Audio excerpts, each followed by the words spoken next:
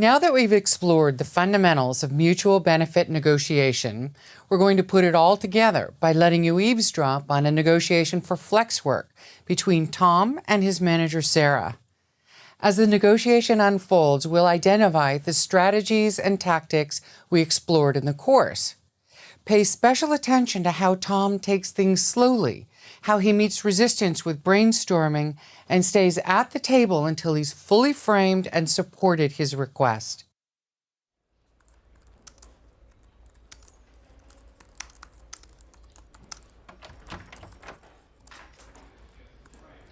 Hey, still have a few minutes? Of course. Grab a chair. Thanks. I know you've been in and out of meetings all day. It never ends. No lunch? Oh, well, I'm trying to get out early. My son has a class play tonight. He's going to be a fig tree. Well, you have to start somewhere. You're right. So, how's your own little one? Olivia, oh, she's amazing. Aw. Yeah, she's 4 weeks old tomorrow. Oh, congrats. Thanks. That's actually what I'm here about. Paternity leave was fantastic. Working flex time for the last several weeks was just great, being able to spend time with my wife and my daughter. But now that I'm back full time, I'm realizing that I actually got more work done at home than I do here. You know, a baby cries for 5 minutes, but a meeting goes on for 2 hours. I see. So, what you're saying is you want to work flex time on a long-term basis? What I'm saying is I think the whole company could benefit from a flex time policy. Uh-huh. What do you think? Well, that's ambitious. And I think it might be fine for a startup, but for someone as big as us, I don't see it. That's how I thought at first, but I did a lot of research, and I found at least half a dozen companies Tom. our size, or larger, also competitors, who have flex time policies, and they all say the same thing. Employee satisfaction goes up, productivity goes up, and employee turnaround goes down. Look, that might be great for them, but it's such a radical departure from the way we do business. I wouldn't even know where to start. Well, have you seen the customer service stats from when I was away? Yeah, I have. And what did they say? Complaints were down about 10%. Sales were up about the same amount. I get it, Tom. You were more productive at home. It wasn't just me, though. It was my whole team.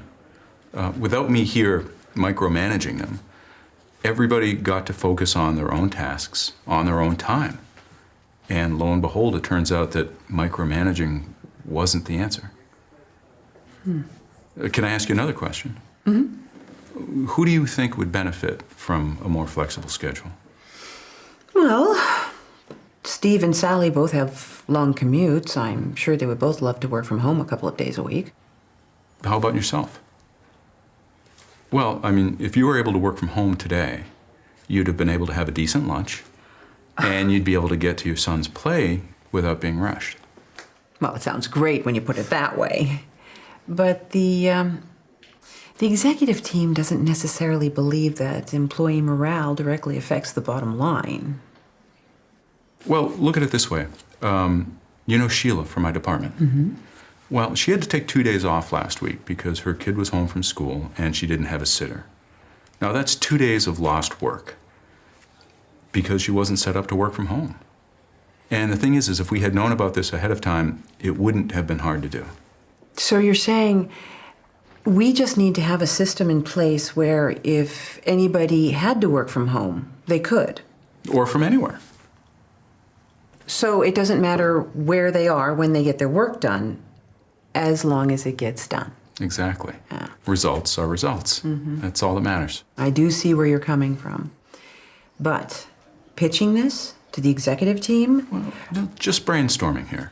It doesn't have to be one big sweeping change all at once. We could try one team, not even my own team, maybe engineering, and try it out for a few months. Mm-hmm.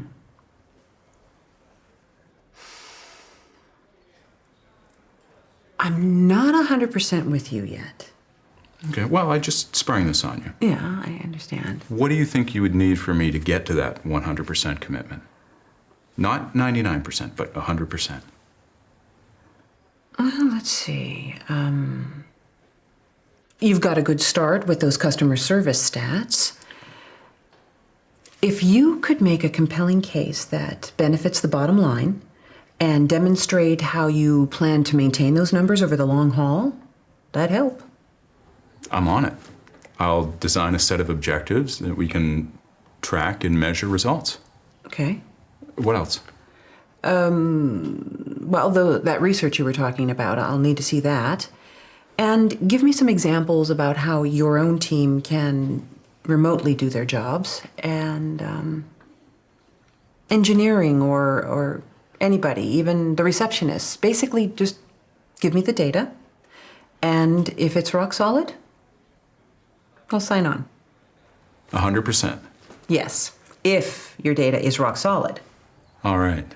I think I can make this happen. Okay. And I'll go one up on you. Okay. What if I were to design a pilot plan to go along with these measurement targets you're going to present? That's what I'm looking for. Okay. And if I were to get this to you before next Friday, would you be willing to present this at the next executive team meeting? Well, if the data's good and our proposal is tight, I would. Excellent. I'm thrilled about this, Sarah. Thank you so much. Now, you realize you still have a long way to go. Yeah, but I'm a lot closer than I was 5 minutes ago. Okay. All right, I'll be talking to you. All right, thank you so much. You're very welcome.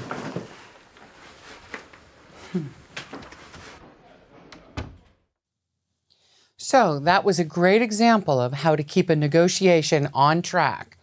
And it was great to hear Tom make his way through the conversation with ease and yet persistence.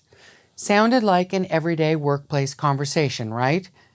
But everything we covered throughout the course, from diagnostic questions to handling a lack of cooperation, made its way into the negotiation authentically due to Tom's preparation.